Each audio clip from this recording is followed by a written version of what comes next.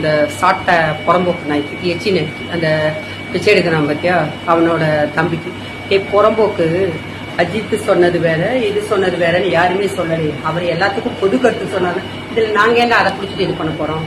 நாங்க யாருமே அதை குடிச்சிட்டு இது பண்ணவே இல்லையே. அவரு கரெக்டா பேசினாரு அப்படின்னு தானே நாங்க சொல்றோம்.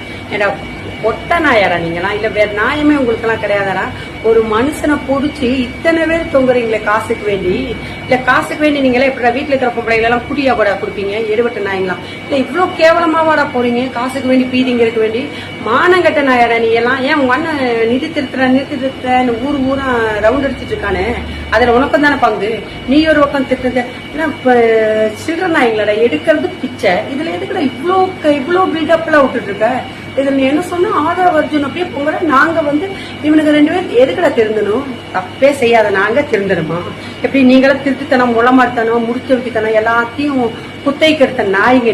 நீயும் ஒரு பொட்டை, உன் அண்ணன் ஒரு பொம்பளை போட்டி நாய். நீங்கெல்லாம் இவ்வளவு கெத்தா தெரியும் போது நாங்க எங்களுக்கு திருந்ததுக்கு என்னடா தப்பு செய்யணும்? நாங்க தப்பே செய்யலையே. தப்பு செய்யாம நாங்க ஏன் திருந்தணும்? ஏன்னா மரமண்ட மூதேவி பிறந்த எடுபட்ட நாயே, உனக்கெல்லாம் ஏதாச்சும் அறிவு இருக்கா? இல்ல நீ சோத்தத்தா திங்கிற தட்டுல வேற ஏதாச்சும் நரடி கொடுத்து வந்துடுற? ஏன்னா பரதேசி நாய இவளுக்கு பிறந்த நல்லவளுக்கு பிறந்திருக்க பிச்சைக்கார புறம்போக்கு அன்னைக்கு கழட்டி என்ன கழட்டி தக்கணும்? உங்களுக்கு என்ன மைத்திக்கிட கழட்டி தக்கணும்? அவர் மக்களுக்கு தான் நல்லது செய்ய வந்திருக்காரு. மக்களுக்கு மட்டும்தான் நல்லது செய்ய வந்திருக்காரு. உன மாதிரி எச்சி பொறுக்கி எலும்பு பொறுக்கி எடுபுடி நாய்க்கு இந்த கொத்தடிமை நாய்களா இருக்கீங்க பத்தியா? ஒரே கொத்தடிமை நாய். அந்த கொத்தடிமை நாய்களுக்கெல்லாம் நாங்க ஒண்ணு நல்லது செய்யணும். மக்களுக்கு செய்யறதுக்கு நல்ல மக்கள் அவரை நம்பி யாரு இருக்காங்களோ அவங்களுக்கெல்லாம் அவர் நல்லது செய்யத்தான் வந்திருக்காரு. ஏன்னா புறம்போக்கு நீ இப்படியே பேசிட்டு இருந்தேன்னு வச்சுக்க, அன்னைக்கு உங்க அண்ணனுக்கு பொது இடத்துல உங்க அண்ணன் ஒரு நாடகம் போட்டு மயக்கம் போட்ட மாதிரி ஒரு நாடகம் எல்லாம் போட்டா பாத்தியா? அது மாதிரி வாங்கி கட்டிட்டு போயிருவீங்க. மறுகதையே பேசிக்க சில்லறையாடா. ஏன்னா புறம்போக்கு காசுக்கு வேண்டி என்ன இவ்வளவு கேவலமா இது பண்ணுவ? என்னமோ என்ன மைத்துக்கு திருந்தணும்? தப்பே பண்ணாத நாங்க திருந்தணும். நீங்க தப்பு பண்ணிட்டு பெரிய மயிராட்ட உட்காந்து பேசுவீங்களா?